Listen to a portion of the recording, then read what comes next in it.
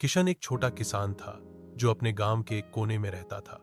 उसके पास बहुत जमीन तो नहीं थी, पर जो थोड़ी बहुत जमीन थी उसे वह अपना खजाना मानता था।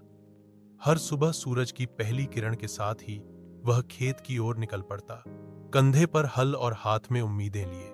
उस दिन भी वैसा ही था। आकाश में बादल घिरे हुए थे, लेकिन बारिश की कोई ठोस संभावना नहीं थी। किशन के खेत में धान की बुआई का समय आ चुका था। वह अकेला ही खेत में जुटा था, अपने पसीने से मिट्टी को सींचता हुआ। उसके हाथों में छाले पड़ चुके थे, लेकिन उसने रुकना नहीं सीखा था।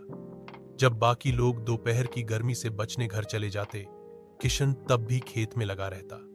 वह जानता था कि अगर आज मेहनत करेगा तो कल उसका परिवार भूखा नहीं रहेगा।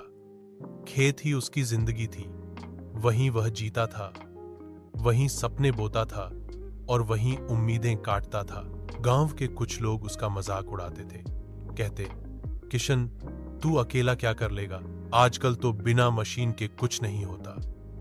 लेकिन किशन सिर्फ मुस्कुराता और कहता, मेहनत से बड़ा कोई औजार नहीं होता।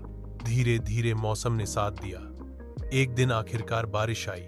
किशन की आंखों में आंसू थे, पर वह आंसू खुशी के थे। खेतों में हरियाली फैलने लगी, छोटे छोटे पौधे उगने लगे। उसे देखकर उसका दिल खिल उठता। फसल कटाई के समय किशन का खेत सबसे लहराता हुआ नजर आया। उसकी मेहनत रंग लाई थी।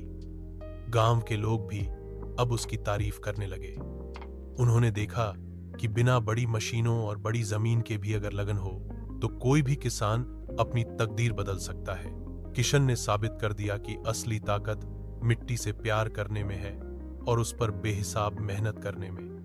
आज उसका खेत न केवल अनाज उगाता था, बल्कि पूरे गांव को यह